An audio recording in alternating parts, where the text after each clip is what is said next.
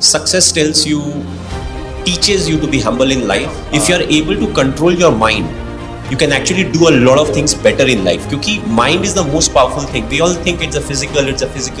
I am tired, I can't run more. It's the mind that is telling the body you can't run. That's right. The hard work, the discipline, the honesty. It's the mind that is much more stronger. And these are the things that you keep teaching the youngsters.